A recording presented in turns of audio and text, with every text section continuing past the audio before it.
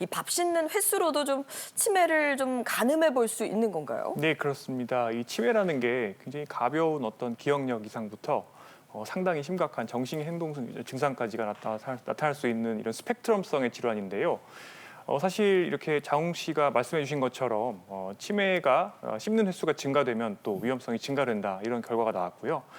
이런 것들은 사실 우리가 또 많이 씹으면 뇌 자극된다라는 좀 반대되는 결과잖아요. 그런데 사실 이렇게 씹는 횟수가 증가된다는 게 어떤 의미냐면 두 가지를 생각해 볼 수가 있는데요. 첫 번째는 중추신경계 기능의 이상입니다. 그러니까 저작과 관련된 중추신경의 기능이 떨어졌을 가능성이 있다는 것이고요. 두 번째는 사실 같은 음식을 씹는다고 하더라도 저작과 관련된 근육의 기능이 떨어지거나 또는 치아의 기능이 나쁜 경우에는 동일한 음식을 씹는 데는 더 많은 횟수가 필요할 수가 있는 것이죠.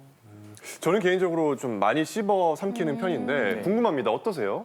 저는 일단 씹는 게 뭐죠? 일단 씹으면서 삼켜서 거의 마시다시피 음식을 먹는데 아니 많이 씹는 게 치매 예방에 좋다는 얘기를 들어서 많이 씹으려고 애는 쓰고 있습니다. 그냥 마셔요? 거의 뭐 씹으면서 마시는 것 같아요, 음식을. 아니 그 저희가 흔히 알고 있는 상식과는 조금 반대되는 면이 있는 것 같이 저희는 느껴져서 그러니까 저작 운동을 많이 하면 혈액 순환도 좋아지고 건강에도 좋고 치매도 예방된다. 저희는 좀 이렇게 알고 있었거든요, 이 교수님. 네.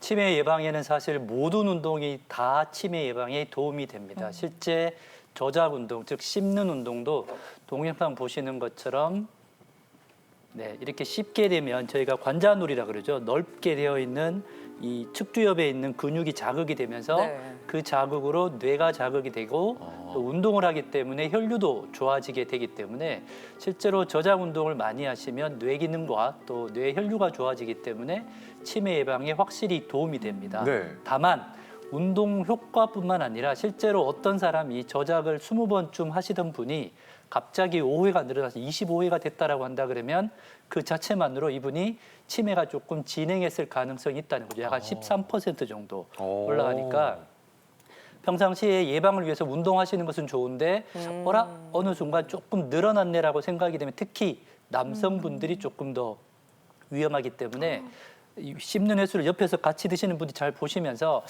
저 양반이 오늘 이상하게 좀 오랫동안 씹네라고 생각하시면 치매가 조금 걱정을 좀 하셔도 되지 않을까라고 생각이 됩니다. 유난히 식사 시간이 좀 길어지시거나 하면 좀 유의 깊게 살펴보는 게 네, 중요하겠네요. 그러니까 평소보다 더 자주 씹는다 하면 치매를 의심해 볼 수 있다는 말씀이셨는데 그 밖에도 치매 의심해 볼 만한 증상 어떤 게 있을까요? 사실은 이제 응급실에 오시는 분들 중에 되게 독특하신 분들이 계세요. 예를 들어서 앞에 물체가 원래 그냥 가만히 있었는데 움직이는 것 같아서 피하다가 어디 못에 부딪혀가지고 얼굴에 좀 찢어져서 오시는 분들이 계세요. 이제 이런 것들을 우리가 이제 의학적인 용어로는 시공간 시각 장애 이렇게 이제 표현을 합니다. 되게 어려운 말이에서 사실은 환자분들한테 설명을 잘 안 드리는데 실제로 이런 어떤 장애가 이제 생겼을 때 저희가 인지에 문제가 있구나. 물론 시력에도 문제가 있을 수 있다고 판단할 수 있는데 그게 문제가 해결됐을 경우에는 이것도 치매의 하나의 원인이 될 수 있다라는 것들을 좀 아실 필요는 있습니다. 네, 시공간 시각 장애에 대해서 말씀해 주셨는데 뭐 생소하기도 하고 이게 구체적으로 내가 정말 문제가 있는 건지 인지해 볼 수 있는 뭐 그런 게 있을까요? 일단은 지금 뭐 말 그대로 해석하시면 되는데 물체가 있는데 이게 움직이는 건지 그다음 위치가 어떻게 제대로 있는 건지가 파악이 잘 안 되는 것들을 이야기하는 겁니다. 한번 그림을 한번 보여주실 텐데 자 이게 지금 서 있는 것처럼 보이시잖아요. 그래서 이걸 한 5초 정도 그냥 뚫어져라 한번 봐보세요. 네.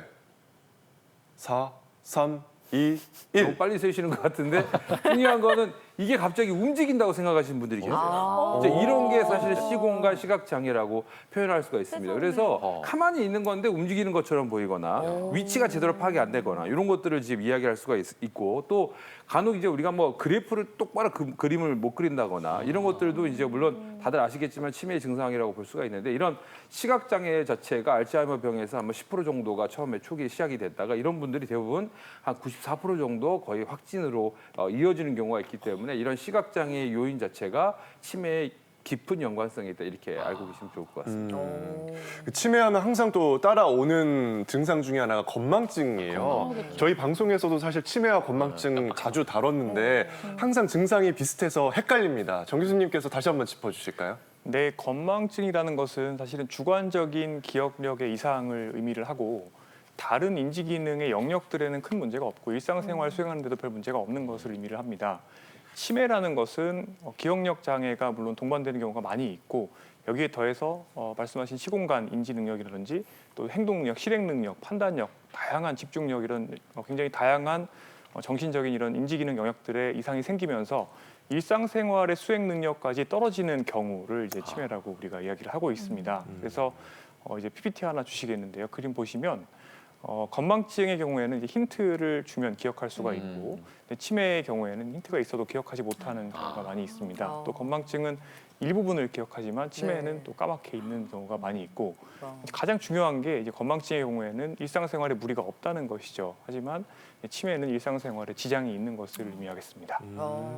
그런 좀 일상생활에 문제가 있느냐 없느냐 이런 큰 차이가 있는데 요즘은 암보다 치매가 더 무섭다 막 이런 말씀들도 많이 하시잖아요. 네.